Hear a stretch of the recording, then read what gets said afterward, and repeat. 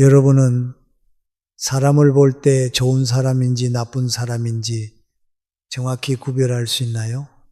살다 보면은 정말 많은 사람을 만납니다. 하지만 그 중에 끝까지 믿을 수 있는 사람은 생각보다 많지 않습니다. 처음엔 너무 친절하고 다정하던 사람이 시간이 지나면 전혀 다른 얼굴을 보일 때 그제야 깨닫습니다. 아, 내가 속았구나. 믿고 의지했던 사람이 내 등 뒤에서 험담을 하고 있었다는 걸 알았을 때 함께 울고 웃던 기억들이 순식간에 배신감으로 바뀌죠. 그리고 내가 힘들어 쓰러졌을 때 정작 그 사람은 단 한 통의 연락조차 없을 때 그제야 알게 됩니다. 그 사람의 마음은 처음부터 내 옆에 있지 않았다는 걸. 혹시 여러분도 이런 상처 겪어보신 적 있으신가요? 그때 알았더라면, 처음부터 제대로 봤더라면 그 관계를 시작하지 않았을 텐데 이런 후회를 한 번쯤 하셨을 겁니다. 그렇다면 우리는 어떻게 해야 할까요? 어떻게 하면 사람의 진짜 얼굴, 숨겨진 본성을 미리 알아볼 수 있을까요? 지금부터 사람의 본성을 꿰뚫어 보는 결정적인 5가지 신호를 알려드리겠습니다. 이 5가지만 알아도 여러분의 인생이 달라집니다. 겉모습에 속지 않고 달콤한 말에 휘둘리지 않고 가면 뒤에 진짜 얼굴을 단번에 알아볼 수 있게 될 것입니다. 오늘 주제가 마음에 드신다면 구독과 좋아요 꼭 눌러주세요. 여러분의 마음을 안아주는 더 좋은 콘텐츠로 보답하겠습니다. 자, 그럼 첫 번째 신호부터 하나하나 파헤쳐 보겠습니다. 첫 번째 신호는 옷차림입니다. 옷이 그렇게 중요해? 많은 분들이 이렇게 말합니다. 하지만 놀랍게도 옷은 거짓말을 하지 않습니다.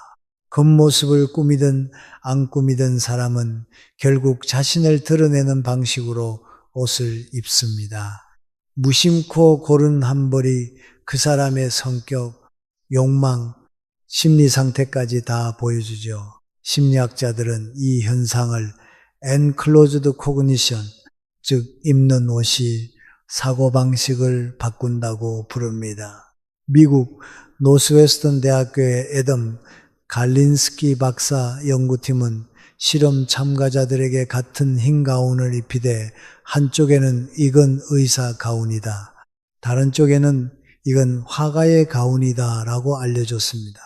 결과는 놀라웠습니다. 같은 옷인데도 의사 가운을 입은 참가자들은 집중력과 판단력이 훨씬 높게 나타났습니다. 옷이 단순한 천이 아니라 자신이 누구인가를 인식하게 만드는 심리적 신호라는 걸 보여준 겁니다. 이 실험이 말해주는 건 간단합니다. 사람은 자신을 어떤 사람으로 보이길 원하는가에 따라 옷을 고른다는 것, 그리고 그 무의식적인 선택 속에 그 사람의 본성이 드러납니다. 즉, 그가 입은 옷이 그 사람의 마음을 말해줍니다. 예를 들어 볼까요? 항상 눈에 띄는 빨강이나 노란 옷을 입는 사람, 이 사람은 단순히 화려한 걸 좋아하는 게 아닙니다. 사람들의 시선을 받고 싶은 욕구나 여기 있어요 하고 외치는 내면의 신호일 수 있습니다. 반대로 늘 회색, 검정 같은 무채색만 입는 사람은 자신을 드러내기보다 감추려는 경향이 있습니다. 조용하고 신중한 사람일 수도 있지만 한편으로는 자신을 보호하려는 방어 심리일 수도 있죠. 또 있습니다. 늘 옷에 주름 하나, 얼룩 하나 없이 단정한 사람. 이건 단순히 깔끔한 게 아니라 통제욕과 완벽주의의 신호일 때가 많습니다. 세상은 엉망이어도 내 옷만큼은 흐트러지지 않게 만들고 싶은 마음. 반면 늘 대충 입고 다니는 사람. 이건 무책임함이라기보다 남 눈치보다 내 편한 게 더 중요해 라는 태도일 수 있습니다. 즉 외부 평가보다 자기 기준이 확고한 유형이죠. 여기서 중요한 건 무엇을 입었느냐가 아닙니다. 왜 그 옷을 입었느냐입니다. 같은 옷도 이유는 완전히 다를 수 있습니다. 화려한 옷을 입은 이유가 기분이 좋아서일 수도 주목받기 위한 계산일 수도 있듯이 말이죠. 정장은 더 극명합니다. 누군가는 상대를 존중하기 위해 입고 누군가는 권위를 과시하기 위해 입습니다. 그래서 관찰해야 할 건 그 사람의 선택 패턴입니다. 첫째, 스타일이 일관적인가? 자기 정체성이 확실한 사람은 유행이 바뀌어도 본인만의 축이 있습니다. 반대로 스타일이 하루가 다르게 바뀌면 타인의 평가에 휘둘리는 사람일 가능성이 큽니다. 둘째, 만나는 사람에 따라 옷차림이 달라지는가? 후배 앞에서는 아무렇게나 윗사람 앞에서는 번듯하게 차려입는다면 그건 상황이 아니라 이득을 기준으로 사람을 대하는 겁니다. 셋째, 타인의 말 한마디에 바로 옷이 바뀌는가? 그거 안 어울려. 한마디에 다음 날부터 사라지는 옷, 그거 요즘 유행이야. 한마디에 바로 바뀌는 스타일. 이건 자기 확신이 약한 사람의 전형적인 모습입니다. 결국 옷은 보여지는 나와 진짜 나 사이의 거리입니다. 그 거리가 가까운 사람일수록 진실하고 멀수록 꾸밈과 계산이 많습니다. 철학자 롤랑 바르트는 말했죠. 옷은 언어다. 사람은 옷으로 자신을 말한다. 맞습니다. 말은 얼마든지 꾸밀 수 있지만 매일 입는 옷은 무의식이 고릅니다. 이제부터 사람을 볼 때 그 옷이 예쁜가 보다 왜 저걸 골랐을까를 보세요. 그 한 벌의 옷이 그 사람의 본심을 가장 먼저 말해줍니다. 이것이 바로 사람의 본성을 알아보는 첫 번째 신호입니다. 두 번째 신호는 말버릇입니다. 옷차림이 겉모습이라면 말버릇은 그 사람의 속마음이 흘러나오는 창문입니다.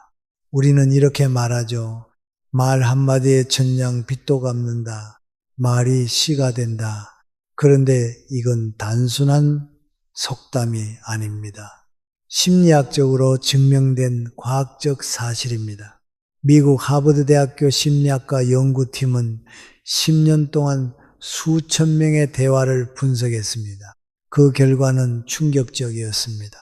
사람의 성격과 태도, 심지어 인생관까지도 그가 평소에 무심코 사용하는 단어와 말투 속에 드러난다는 것입니다. 즉 사람의 말버릇은 그 사람의 인격을 숨김없이 보여주는 언어적 지문입니다. 옷은 꾸밀 수 있습니다. 표정은 연기할 수 있습니다. 행동은 통제할 수 있습니다. 하지만 입에서 무심코 튀어나오는 말버릇만큼은 절대 속일 수 없습니다. 그렇다면 조심해야 할 위험한 말버릇. 첫 번째는 자기 자랑이 끊이지 않는 사람입니다. 혹시 이런 사람 떠오르시나요? 대화 시작한 지 5분도 안 돼서 이야기의 중심이 나로 바뀝니다. 아, 그거 나도 해봤어. 내가 그때 말이야. 나 그 분야 전문가야. 상대가 좋은 소식을 전하면 그 정도야. 나는 그보다 더 했어. 상대가 힘들다 하면 나는 더 어려운 일도 견뎌. 결국 모든 대화가 나의 무용담으로 끝납니다.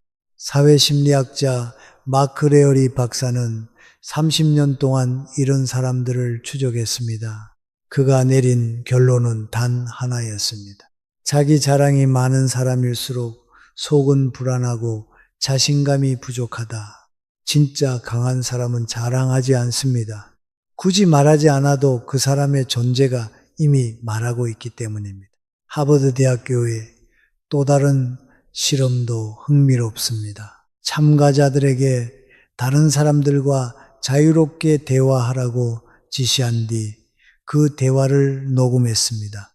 이후 참가자들이 얼마나 자기 자신에 대해 이야기했는지 분석했죠. 결과는 예상과 달랐습니다.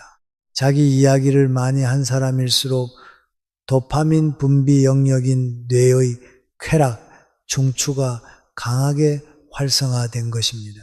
즉, 자기 얘기를 할 때 뇌는 마치 돈을 벌거나 음식을 먹을 때처럼 쾌감을 느낀다는 겁니다.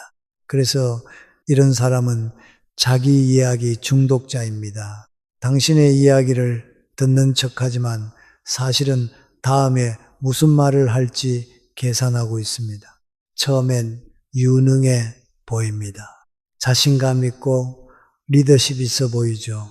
하지만 시간이 지나면 결국 모든 공을 자기가 가져가고 당신의 노력을 자기 성과로 둔갑시킵니다. 이 사람에게 중요한 건 우리가 아닙니다. 항상 나입니다. 두 번째 위험한 말버릇은 남의 말을 끊는 습관입니다. 아, 그건 내가 알아. 잠깐만, 그거 다르게 봐야 해. 아니, 그건 말이야. 당신이 말을 다 끝내지도 않았는데 갑자기 끼어들어 자기 말부터 하는 사람 한 번쯤은 만나 보셨을 겁니다. 대화는 캐치볼입니다. 서로 주고받으며 흐름을 만드는 거죠. 하지만 이런 사람은 공을 독점합니다. 던지지도 받지도 않습니다. 그냥 계속 자기만 던집니다. 미국 조지타운 대학교의 데보라 테넌 교수는 20년간의 연구 끝에 이렇게 말했습니다. 말을 끊는 행위는 단순한 습관이 아니라 권력과 지배를 과시하는 언어적 행동이다. 즉 말버릇 하나가 나 너보다 위라는 무의식적 선언인 셈입니다. 상대의 말을 끊는 사람일수록 자신이 대화를 주도해야 한다고 믿습니다. 그리고 상대를 동등한 존재로 보지 않습니다. 하버드 비즈니스 리뷰에서도 비슷한 실험이 있었습니다.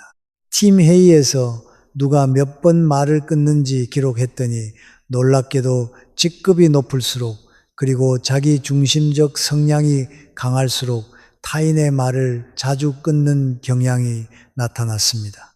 즉 말버릇 하나로 그 사람의 권력욕과 성격까지 드러난다는 거죠. 혹시 주변에 이런 사람 있으신가요? 당신이 말하려는 순간 그건 말이야 하며 끼어드는 사람. 그 사람은 당신을 존중하지 않습니다. 당신의 생각은 들을 가치가 없다고 여기는 겁니다. 말버릇은 그 사람의 내면을 숨김없이 비춥니다. 습관처럼 튀어나오는 한마디 속에 그 사람의 성격, 불안, 욕망이 다 들어있습니다. 누군가와 대화할 때 말투를 유심히 들어보세요. 그가 어떤 단어를 자주 쓰는지, 누구의 말을 자주 끊는지, 그리고 어떤 순간에 나를 내세우는지, 그게 바로 그 사람의 본성을 읽는 두 번째 신호입니다. 세 번째 신호는 겸손입니다. 겸손이라니 의외죠. 보통 우리는 겸손을 미덕이라고 배웠습니다. 겸손한 사람은 신뢰가 가고 교만한 사람은 피해야 한다고 말이죠. 그런데 세상에는 진짜 겸손한 사람과 겸손한 척하는 사람이 있습니다. 겉으로 보기엔 비슷하지만 속은 완전히 다릅니다. 스탠퍼드 대학교 심리학과 연구팀은 겸손한 말투에 숨겨진 진짜 심리를 분석했습니다. 참가자들에게 자기소개를 하게 한 뒤 자신을 어떻게 표현했는가를 정밀 분석했죠. 놀라운 결과가 나왔습니다. 겸손한 척을 하는 사람일수록 칭찬에 더 민감하고 자신이 평가받는 순간을 더 즐긴다는 겁니다. 즉 저는 별거 아닌데요. 운이 좋았을 뿐이에요. 저는 아직 멀었어요. 이런 말들은 진짜 겸손이 아니라 칭찬을 더 받기 위한 전략적 겸손일 수 있습니다. 이걸 심리학에서는 겸손 마케팅이라고 부릅니다. 대표적인 예가 이런 겁니다. 요즘 너무 바빠서 힘들어요. 인터뷰랑 강연 요청이 너무 많네요. 제가 요리를 너무 못했어요. 근데 또 가족들이 맛있다고 하네요. 겸손한 척 하면서 실제로는 자랑을 흘리고 있는 겁니다. 미국 하버드 대학교의 에이미 커디 교수는 이런 가짜 겸손을 하는 사람들의 공통점을 한 단어로 정리했습니다. 불안, 자신감이 없기 때문에 겉으로는 자신을 낮추지만 속으로는 인정과 칭찬을 갈망합니다. 그래서 칭찬을 들으면 아니에요 하면서도 눈빛은 반짝입니다. 입꼬리는 미세하게 올라갑니다. 더 듣고 싶다는 무의식의 신호죠. 반면 진짜 겸손한 사람은 다릅니다. 칭찬을 들으면 감사합니다. 한마디로 끝냅니다. 불필요한 부정을 하지 않습니다. 스스로의 가치를 이미 알고 있기 때문입니다.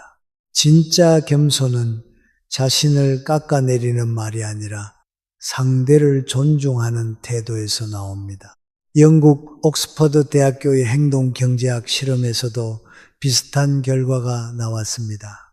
참가자들에게 칭찬을 받았을 때의 반응을 비교했더니 아니에요. 저는 못해요 라고 부정하는 사람보다 감사합니다. 당신 덕분이에요 라고 답한 사람이 오히려 더 겸손하고 매력적으로 평가됐습니다. 즉, 진짜 겸손은 부정이 아니라 인정에서 나온다는 겁니다. 스스로의 능력을 부정하지 않고 타인의 공을 함께 인정할 줄 아는 태도, 그게 바로 성숙한 겸손입니다. 겸손한 척하는 사람의 특징은 명확합니다. 하나, 칭찬을 거부하면서도 계속 기다립니다. 둘, 자신을 낮추는 말 뒤에는 반드시 자랑이 숨어 있습니다. 셋, 상대가 자신을 칭찬하지 않으면 서운해합니다.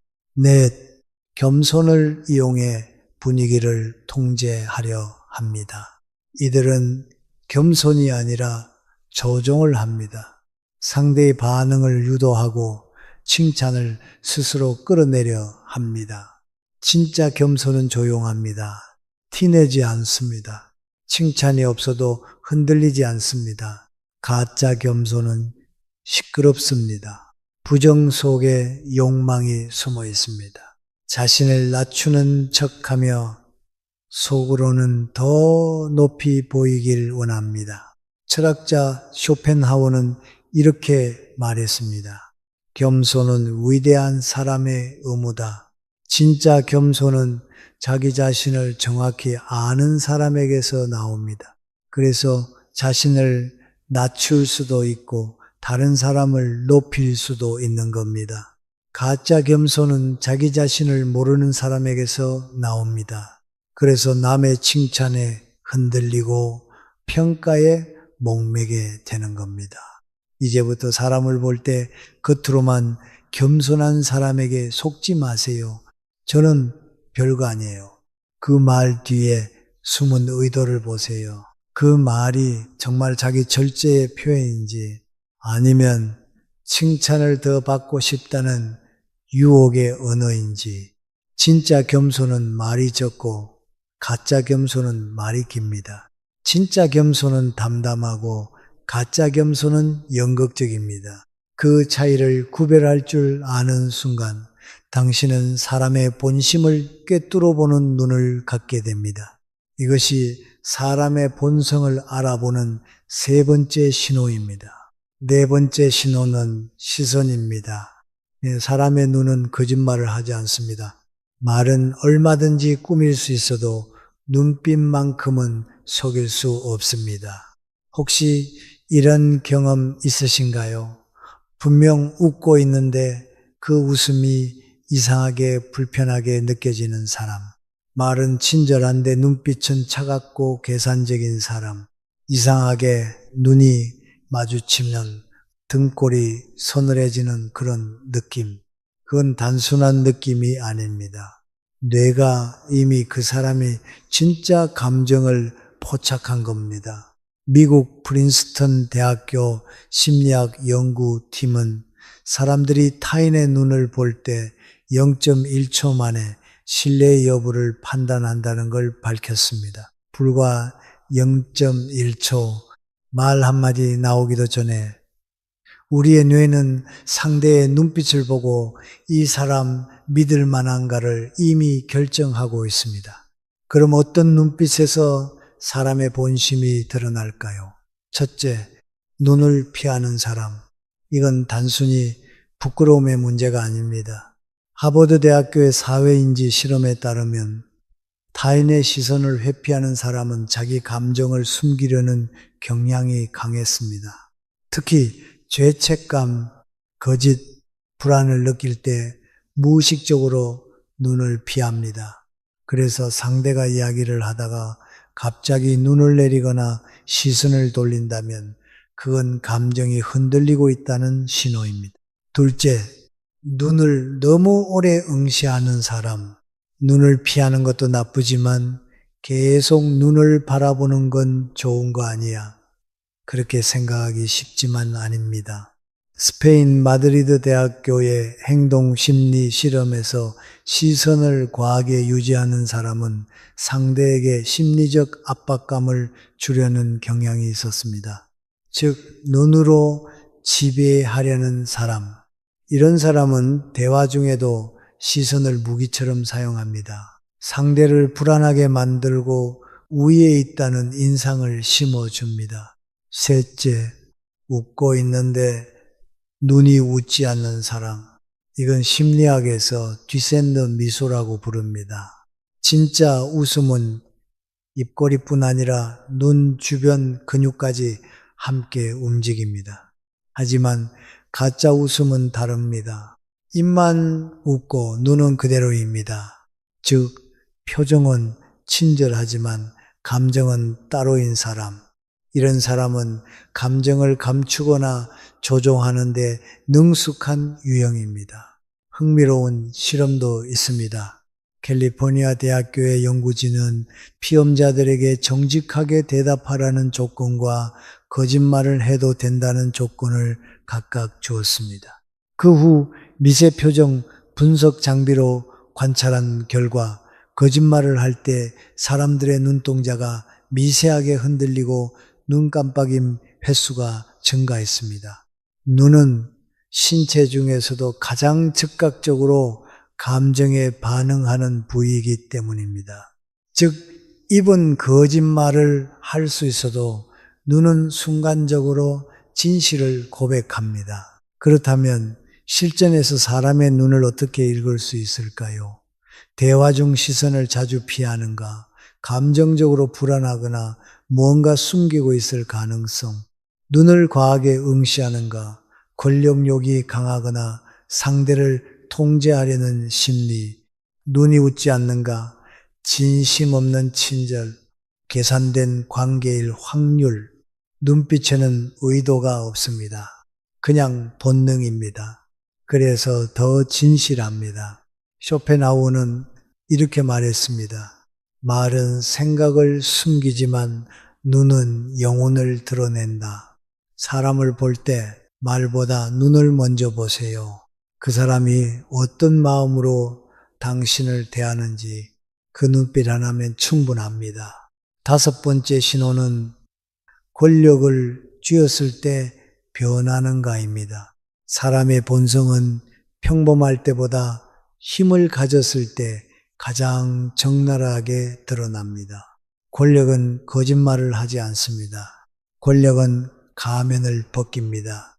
권력은 그 사람의 진짜 얼굴을 드러냅니다. 미국 스탠퍼드 대학교에서 심리학 역사상 가장 충격적인 실험이 있었습니다.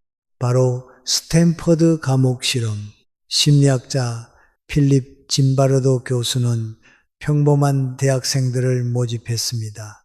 그들 중 정신적으로 건강하고 성숙한 사람들만 선별했죠. 그리고 반은 교도관, 반은 죄수 역할을 맡겼습니다. 그저 단순한 역할극이었습니다.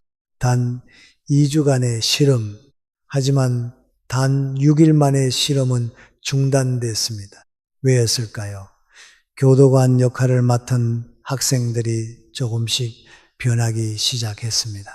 처음엔 장난처럼 명령을 내리더니 며칠 뒤엔 죄수들을 모욕하고 통제했습니다.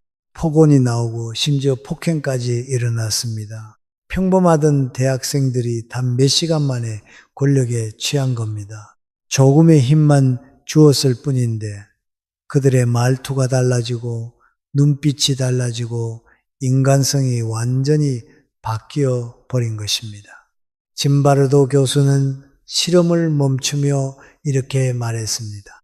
권력은 인간의 본성을 드러내는 가장 잔인한 거울이다. 그렇다면 이건 단지 실험실 이야기일까요? 아닙니다.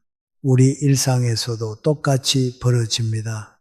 첫째, 직급이 오르자 변하는 사람. 평사원일 때는 누구보다 다정했습니다. 같이 밥 먹고 웃고 고민도 나누던 사람이었죠. 그런데 팀장이 되자 말투가 달라집니다. 이거 해. 저거 당장 처리해. 예전엔 부탁이었는데 이젠 명령입니다. 조금의 권한을 쥐는 순간 동료는 부하가 되고 대화는 지시가 됩니다. 이런 사람은 원래 착한 게 아니었습니다. 힘이 없어서 착한 척 했을 뿐입니다. 진짜 본성은 권력을 잡았을 때 드러납니다. 둘째, 돈을 쥐자 변하는 사람. 함께 힘들 때는 같이 급하면 나누던 친구였습니다. 우리 언젠가 잘 되자 하던 사람이었죠. 그런데 돈을 벌고 나자 말투가 달라집니다. 요즘 바빠서 너는 아직 모를 거야. 예전엔 함께였던 우리가 이젠 너와 나로 갈라집니다. 하버드 대학교 경제심리학 연구팀의 연구 결과는 이 현상을 과학적으로 입증했습니다. 사람은 돈이 많아질수록 공감 능력이 급격히 줄어듭니다. 부유한 참가자들은 타인의 고통에 무감각해졌고 불편한 장면을 봐도 뇌의 감정 반응이 둔해졌습니다. 즉, 돈이 그들을 바꾼 게 아니라 돈이 그 안의 본성을 드러낸 것입니다. 셋째, 아주 작은 권한에도 변하는 사람. 직장에서 작은 프로젝트 리더가 되자마자 후배에게 고압적으로 굴고 모임에서 총무를 맡더니 돈으로 사람을 통제하려 하는 사람. 아이의 부모가 되자 사랑보다 통제를 앞세우는 사람. 심리학자 듀킨슬리 박사는 말했습니다. 큰 권력보다 작은 권력에서 인간의 본성이 더 정확히 드러난다. 큰 권력은 감시가 있지만 작은 권력은 감시가 없습니다. 그래서 가면을 쓰지 못합니다. 작은 자리에서도 변하는 사람이라면 큰 자리를 가지면 훨씬 더 위험해집니다. 권력은 시험입니다. 그 시험 앞에서 누군가는 겸손해지고 누군가는 오만해집니다. 누군가는 그 힘을 책임으로 쓰고 누군가는 그 힘을 쾌감으로 씁니다. 독일 철학자 니체는 이렇게 말했습니다. 권력은 인간을 타락시키지 않는다. 다만 그 사람의 본성을 드러낼 뿐이다. 그래서 사람을 볼 때 진짜 봐야 할 순간은 힘이 없을 때가 아닙니다. 처음에 권력을 쥐었을 때입니다. 그때 그 사람의 말투가, 눈빛이, 태도가 변하는지를 보세요. 작은 권력 앞에서 변하는 사람은 결국 어떤 권력을 쥐어도 여러분을 지켜줄 사람이 아닙니다. 권력은 인간의 얼굴을 벗깁니다. 돈, 직위, 명예, 역할, 그 어떤 형태로든 힘을 쥐었을 때 그 사람의 진짜 본 모습이 드러납니다. 그 모습을 본 순간 여러분은 알게 될 겁니다. 아, 이 사람은 원래 이런 사람이었구나. 이것이 사람의 본성을 꿰뚫어 보는 5번째 신호입니다. 이제 모든 신호를 알게 되었습니다. 다시 한번 정리하겠습니다. 첫 번째, 옷차림을 보세요. 그 사람이 왜 그런 옷을 입었는지 그 선택 뒤에 숨은 심리를 읽으세요. 두 번째, 말버릇을 들으세요. 무의식적으로 튀어나오는 말에서 진짜 본성이 드러납니다. 세 번째, 권력을 쥐었을 때를 보세요. 작은 힘만 가져도 변하는 사람은 더 큰 힘을 가지면 위험합니다. 네 번째, 약속을 대하는 태도를 보세요. 약속을 가볍게 여기는 사람은 여러분도 가볍게 여길 것입니다. 다섯 번째, 여러분의 성공에 어떻게 반응하는지 보세요. 진심으로 기뻐하는지 질투하는지가 본성을 드러냅니다. 사람을 만날 때 이 5가지 신호를 꼭 기억하세요. 처음엔 잘 보이지 않습니다. 하지만 시간이 지나면 반드시 드러납니다. 우리는 상대를 판단하지만 동시에 누군가도 우리를 판단하고 있습니다. 우리가 좋은 사람을 만나고 싶다면 스스로도 좋은 사람이 되어야 합니다. 니체는 말했습니다. 누군가를 오래 바라보면 그 시선의 끝에 있는 건 바로 나 자신입니다. 여러분은 어떤 시선으로 세상을 바라보고 계신가요? 그리고 여러분은 어떤 모습으로 비춰지고 있나요? 여러분의 경험과 생각을 댓글로 나눠주세요. 여러분의 이야기가 누군가에게 큰 위로와 깊은 깨달음이 될 것입니다. 그리고 이어서 다음 주제를 공유하겠습니다. 귀티가 나고 품이 있는 사람은 돈은 없어도 이것이 있다. 명품 필요 없습니다. 우리는 살아가면서 이런 사람을 종종 만납니다. 명품 옷을 입고 값비싼 가방을 메고 있는데도 왠지 모르게 가벼워 보이는 사람. 반대로 면티 하나 입었을 뿐인데 묘하게 품격이 느껴지는 사람이 있죠.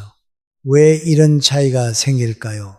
돈일까요? 외모일까요? 아니면 정말로 드러나지 않는 무언가가 있는 걸까요? 오늘 영상에서는 돈이 없어도 귀티 나는 사람들의 5가지 비밀을 알려드립니다. 그 어디에서도 말해주지 않는 진짜 품격 있는 사람들의 공통점을 하나씩 풀어드릴게요. 오늘 주제가 마음에 드신다면 구독과 좋아요 눌러주세요. 여러분의 마음을 안아주는 좋은 콘텐츠로 보답하겠습니다. 첫 번째, 정말 중요한 건 어떤 옷이 아니라 어떤 태도입니다. 여러분은 이런 사람 본 적 있으시죠? 딱히 멋부린 것 같지는 않은데 그 사람 옆에만 있어도 괜히 자세가 바르게 되는 사람. 무슨 향수를 쓴 것도 아닌데 말없이 앉아있는 모습만으로도 품격이 느껴지는 사람.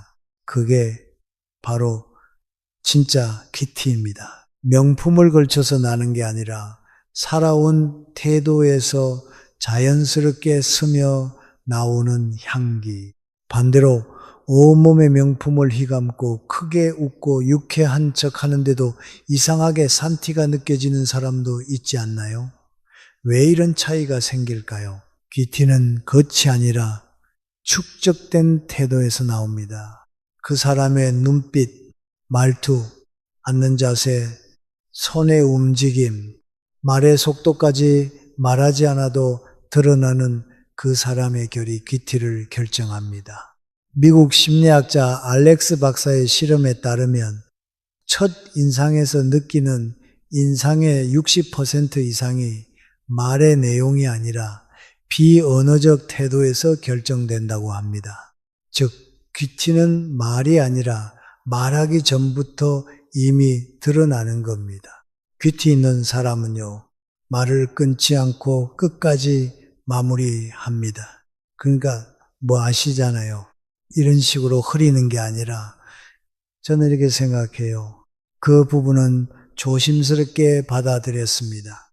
자신의 말을 책임지는 말투, 그 말투에서 인생이 느껴집니다. 로마의 철학자 키케로는 이렇게 말했습니다. 말은 그 사람의 내면이 걷는 발자국이다. 그리고 말보다 더 중요한 건 몸의 태도입니다. 허리를 곧게 세우고 조용히 앉아 있는 사람에겐 눈을 마주치기만 해도 묵직한 신뢰가 느껴집니다. 반대로 말하면서 손을 크게 휘두르거나 앉자마자 다리를 떠는 사람에겐 그 불안이 그대로 전달되죠. 사람은 절대 말로만 자기 자신을 설명하지 못합니다. 오히려 말하지 않는 순간에 그 사람의 품격은 고스란히 드러납니다. 그건 결국 누가 보지 않아도 나를 정돈하며 살아온 사람만이 가질 수 있는 힘. 독일 철학자 임마누엘 칸트는 말했습니다. 인간의 품성은 그가 혼자 있을 때 무엇을 하는가에 의해 드러난다. 귀티는 입는 게 아닙니다. 있는 척 한다고 따라올 수 있는 것도 아닙니다. 그건 조용한 순간에 드러나는 태도, 삶을 대하는 방식, 그리고 말하지 않아도 풍기는 자신감에서 만들어지는 겁니다. 두 번째, 귀티는 얼굴이 아니라 몸에서 먼저 드러납니다. 우리는 흔히 귀티는 얼굴 생김새나 옷차림에서 나온다고 생각합니다. 하지만 진짜 귀티는 몸에서 말없이 흐르는 에너지에서 먼저 느껴집니다. 말 한마디 하지 않아도 건강한 사람은 앉아있는 뒷모습, 걸을 때의 탄력, 움직임의 리듬에서 묵직한 안정감을 풍깁니다. 반대로 겉모습은 멀쩡해 보여도 움직임이 둔하고 기력이 빠져 보이는 사람은 어딘가 무너져 보이고 자신감이 없어 보입니다. 그 차이는 바로 몸을 얼마나 잘 관리하며 살아왔느냐입니다. 건강심리학에서는 근육은 인격이다라는 표현이 있을 정도로 몸의 상태가 그 사람의 삶 전체를 보여준다고 말합니다. 특히 허벅지 근육과 기립근 이 두 가지는 단순히 움직임의 중심이 아니라 자기 관리를 했는지 안 했는지를 그대로 보여주는 부위입니다. 하버드 에이징 스터디에 따르면 노년기 삶의 만족도와 가장 관련 있는 지표는 허벅지 근육량이라고 합니다.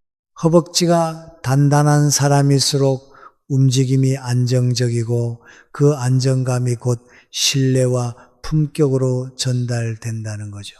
한양대 유영만 교수는 이렇게 말합니다. 재테크는 망할 수 있어도 근테크는 망하지 않는다. 몸을 위해 시간을 쓰고 규칙적으로 나를 다듬는 사람, 그 사람에겐 설명하지 않아도 느껴지는 무게감이 생깁니다.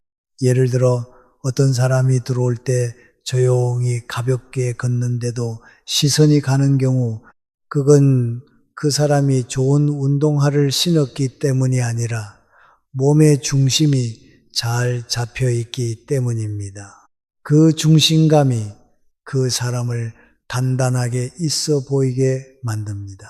귀티는 결국 몸이 보여주는 자기 존중감입니다. 몸을 가꾼다는 건 나는 나를 소홀히 대하지 않는다는 가장 분명한 태도이기도 하죠. 그리고 그 태도는 표정, 걸음걸이, 말투, 모든 것에 스며듭니다. 누구는 말로 자신을 꾸미고 누구는 브랜드로 자신을 포장하지만 귀티 나는 사람은 몸으로 삶을 증명합니다. 세 번째, 여유 있는 사람만이 풍길 수 있는 기쁨이 있습니다. 한 사람을 보면 알 수 있습니다. 그 사람은 시간에 쫓기며 사는 사람인지 아니면 시간을 품고 사는 사람인지 진짜 귀티는 바로 이 차이에서 나옵니다. 단정하게 정리된 옷차림, 여유로운 말의 속도, 상대가 말할 때 끼어들지 않는 태도. 이건 그 사람이 시간을 어떻게 쓰고 있는지 그대로 보여줍니다. 우리가 저 사람은 뭔가 있어 보인다고 느끼는 순간은 화려하게 꾸몄을 때가 아니라 그 사람이 시간에 쫓기지 않을 때입니다. 여유는 결국 존재감의 밀도입니다. 시간의 여유를 가진 사람은 먼저 도착해도 조급하지 않고 대화가 잠시 끊겨도 불안해하지 않습니다. 그 침묵조차 품격으로 채워집니다. 오랫동안 강연을 해오신 분이 계십니다. 지방 강연이 있을 땐 꼭 2시간 먼저 도착한다고 하셨죠? 그 이유를 이렇게 말해 주셨습니다. 허둥대기 싫어서요. 그 몇 시간을 미리 확보하면 그날의 말투와 얼굴이 달라지거든요. 이건 단순한 시간 관리가 아닙니다. 자기 자신을 대하는 태도의 총합입니다. 그리고 이 여유는 시간이 많아서 생기는 게 아닙니다. 돈이 많다고 해서 자동으로 생기는 것도 아닙니다. 진짜 귀티 있는 사람은 바쁠수록 천천히 움직입니다. 할 말이 많아도 조용히 듣습니다. 누구보다 시간이 귀하지만 그 시간을 남에게도 기꺼이 나눌 줄 압니다. 그게 바로 내면이 단단한 사람의 시간 태도입니다. 반대로 늘 바쁘고 늘 늦고 항상 누군가와 약속을 겹치게 잡고 죄송해요. 잠깐만요. 제가 정신이 없어서 이런 말이 습관이 된 사람에겐 귀티는커녕 신뢰도 쌓이지 않습니다. 심지어 아무리 명품을 걸쳐도 그 태도에서 이미 가벼움이 먼저 느껴지게 됩니다. 진짜 귀티는요, 시간을 지배할 줄 아는 사람에게서 흐릅니다. 시계를 보지 않아도 언제 움직여야 할지 아는 사람, 말을 아껴도 언제 말을 꺼내야 할지 아는 사람, 그 사람의 말투, 걸음, 표정, 기다림, 모든 리듬에 단단한 여유가 배어 있습니다. 그 여유는 우아함을 만들고 그 우아함이 바로 귀티가 됩니다. 네 번째 귀티는 결국 관계에서 판가름 납니다. 어떤 사람은 처음 봤을 땐 괜찮아 보였는데 말 몇 마디 나누고 나면 마음이 서늘해집니다. 반대로 말수도 많지 않고 조용한데 만날수록 마음이 따뜻해지고 신기하게 자꾸 생각이 납니다. 귀티란 결국 관계에서 남기는 인상입니다. 심리학자 에런의 실험에 따르면 30분간 서로 질문을 주고받은 낯선 두 사람이 놀랍게도 70% 이상 상대에게 호감이 생겼다고 응답했습니다. 그 차이를 만든 건 외모나 스펙이 아니라 자기 얘기만 하지 않고 상대의 감정을 잘 들어주는 태도였습니다. 귀티는 말을 많이 해서 생기는 게 아닙니다. 상대의 말을 조용히 잘 들어주는 사람에게서 흐릅니다. 독일 철학자 쇼펜하우어는 말했습니다. 훌륭한 사람은 말보다 듣는 데 능하다. 듣는다는 건 단순히 귀를 여는 일이 아니라 상대의 감정을 내 마음에 담아주는 능력입니다.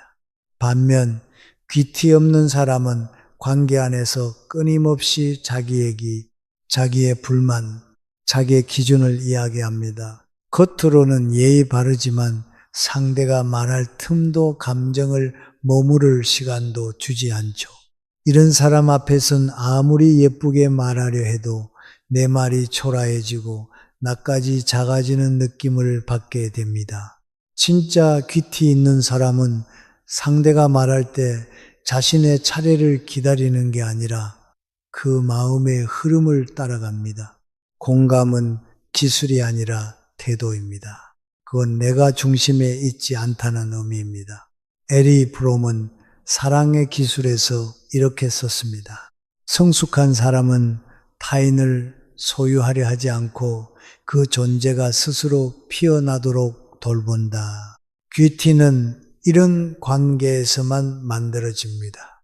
내가 당신을 무언가로 바꾸려 하지 않을 때, 그 자체로 아름답다고 느낄 때, 그 순간 관계는 기품을 갖게 됩니다. 그래서 귀티는 혼자 있을 때보다 타인을 대하는 태도에서 더 뚜렷하게 드러납니다. 말로 나를 증명하려 들지 않고 상대의 말에 올라타려 하지 않고 상대의 침묵까지 존중할 줄 아는 사람. 그 사람은 명품 하나 없어도 그 자체로 존중받아야 할 사람처럼 느껴집니다. 귀티란 내가 아닌 상대의 마음 안에서 피어나는 이미지입니다. 그건 그 어떤 브랜드보다 오래가고 그 어떤 외모보다 깊게 남습니다. 다섯 번째, 진짜 귀티는 내가 나를 아끼는 방식에서 시작됩니다. 요즘 많은 분들이 남들의 시선을 의식하며 살아갑니다. SNS 속 명품, 해외여행, 고급 레스토랑, 그 속에 나만 없는 것 같은 기분, 혹시 여러분도 느껴보신 적 있으신가요? 그런데 말입니다. 우리가 부티라고 믿고 따라가는 그 모습들, 실제로는 편집된 세계일 수 있습니다. 좋은 구도로 찍힌 한 장의 사진, 고급 호텔 로비에서 잠깐 찍은 인증샷, 실제 삶이 아닌 보여주기 위한 장면들, 그걸 보며 자꾸 나를 초라하게 만들고 있다면 그건 진짜 귀티와는 거리가 먼 방향입니다. 심리학자 셀리그먼은 행복을 두 가지로 나눴습니다. 쾌락 중심의 행복과 의미 중심의 행복. 우리가 SNS를 보며 부러워하는 장면들, 대부분은 바로 이 쾌락 중심의 행복입니다. 지금 이 순간 좋으면 그만이라는 감정, 하지만 그 감정은 오래가지 않습니다. 금세 사라지고 다시 또 갈망하게 되죠. 반면 의미 중심의 행복은 다릅니다. 조금 느리고 조용하지만 내가 원하는 방식으로 살아가고 있다는 안정감, 그게 바로 귀티의 핵심입니다. 귀티 나는 사람들은 자기 기준을 가지고 있습니다. 남들이 뭐라 해도 자신에게 중요한 가치를 압니다.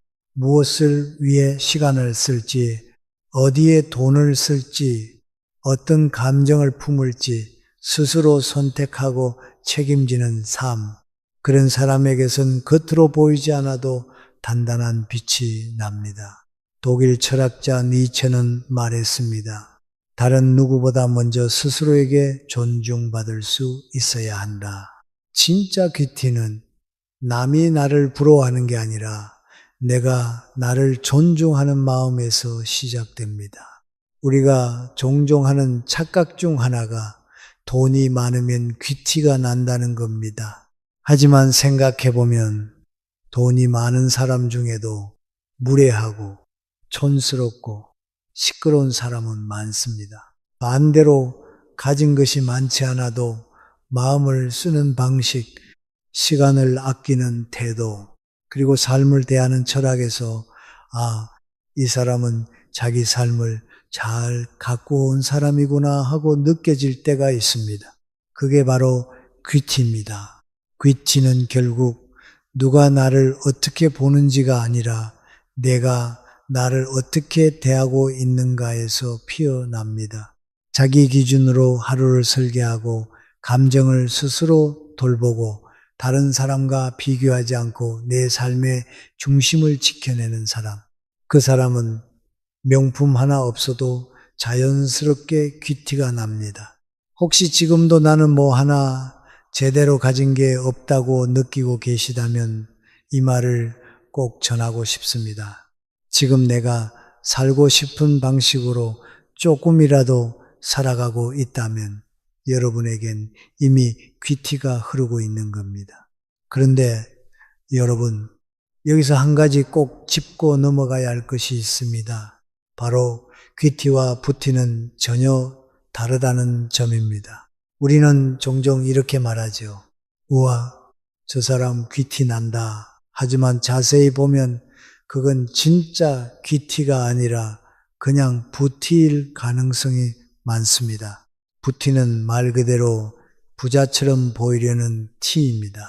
비싼 차, 명품 옷, 고급 시계처럼 눈에 띄는 것들로 나를 포장하는 것, 사람들의 시선을 끌기 위해, 보여주기 위해 덧입히는 껍데기 같은 거죠. 그런데 귀티는 다릅니다. 귀티는 숨겨도 흘러나오는 것입니다. 그 사람의 말투, 태도, 자세, 상대를 대하는 방식 속에서 조용히 스며 나오는 품격입니다. 부티는 외모에서 시작되지만 귀티는 태도에서 시작됩니다. 부티는 나 이런 사람이다 하고 외치지만 귀티는 말하지 않아도 저 사람은 다르다는 인상을 남깁니다.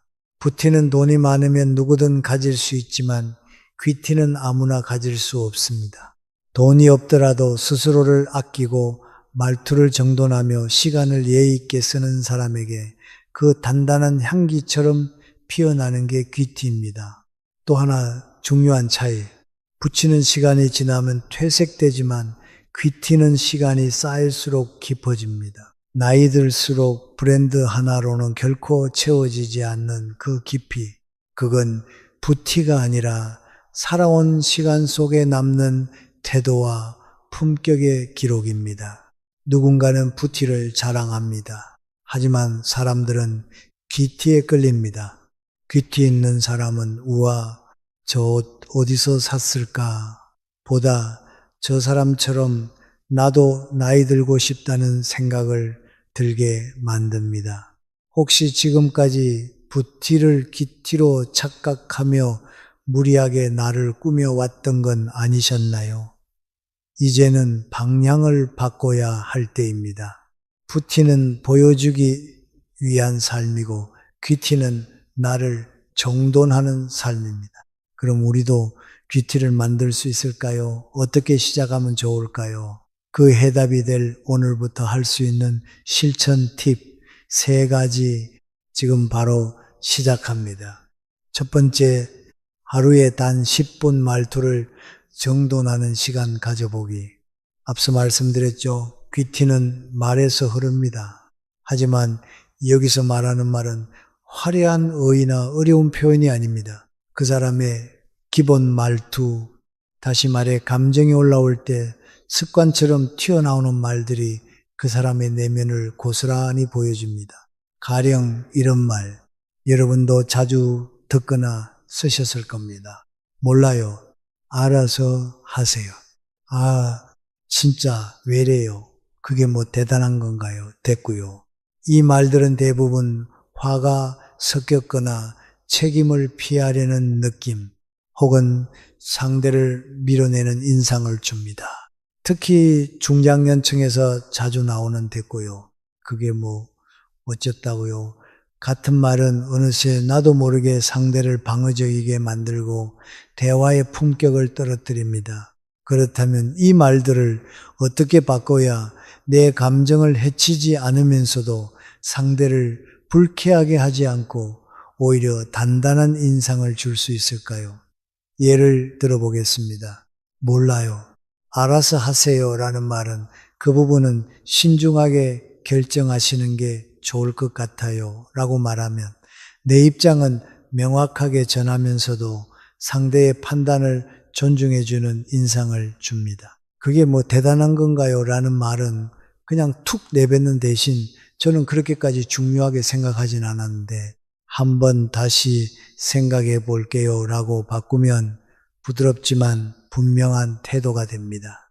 아, 진짜 왜 이래요? 라는 감정적인 말은 제가 살짝 당황했어요. 잠시만요 라고 말하는 것만으로도 상대에겐 배려를, 나에겐 품격을 남깁니다.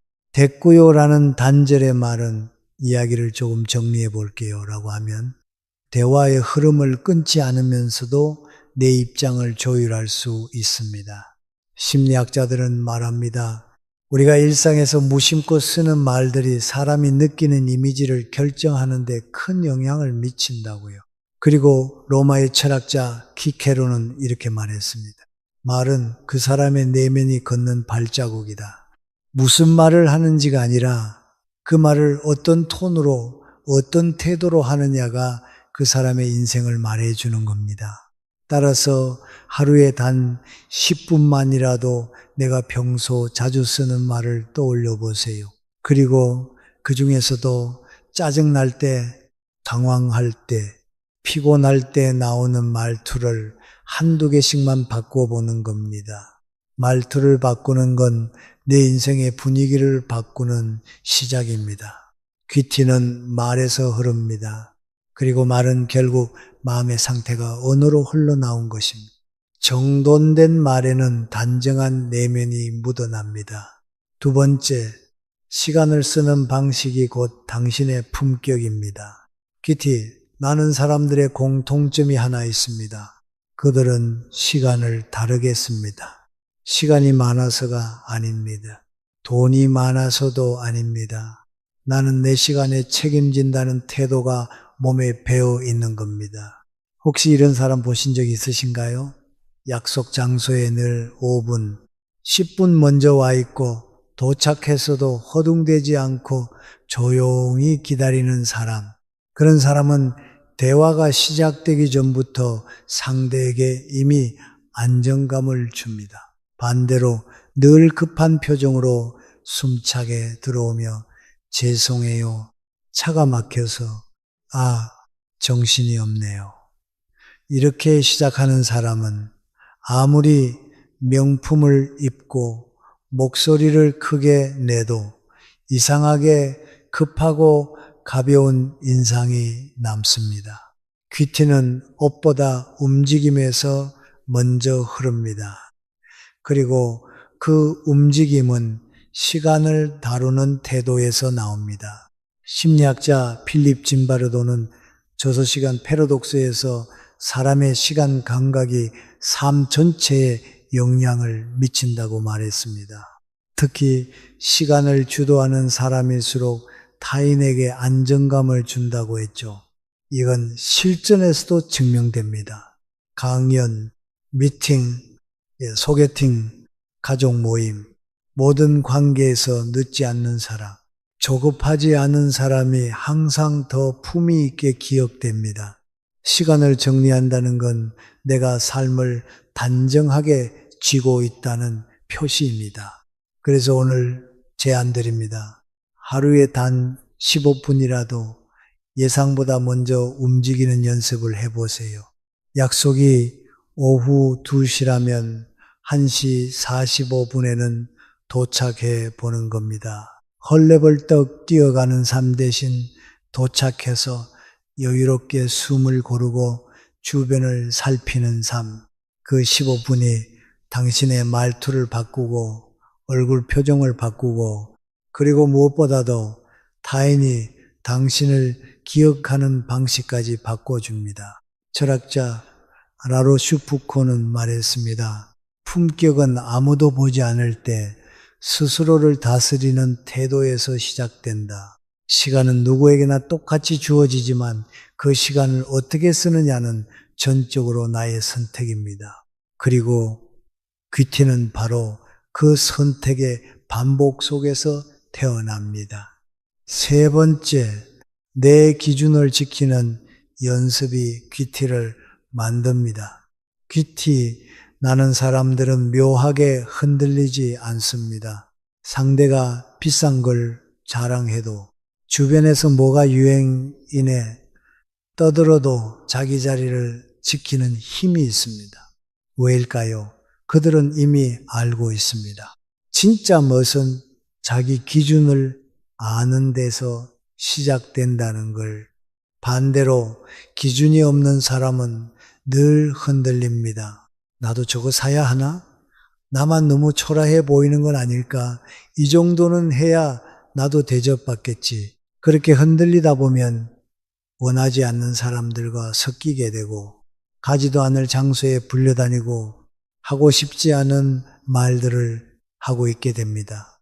심리학자 로이 바우마이스터는 자기 통제감이 높은 사람이 삶의 만족도도 대인관계의 질도 훨씬 높다고 말했습니다. 자기 삶의 중심이 있다는 건 곧 자신을 귀하게 여긴다는 증거입니다. 그럼 어떻게 해야 흔들리지 않는 중심을 만들 수 있을까요? 바로 오늘부터 나는 어떤 사람이 되고 싶은가? 이 질문을 스스로에게 던져보는 겁니다. 예를 들어 이런 식입니다. 나는 남들보다 늦더라도 내 말투만큼은 단정했으면 좋겠어. 나는 돈이 많지는 않아도 내 시간은 귀하게 다뤘으면 좋겠어. 나는 다른 사람 흉보는 자리에서는 웃지 않는 사람이 되고 싶어.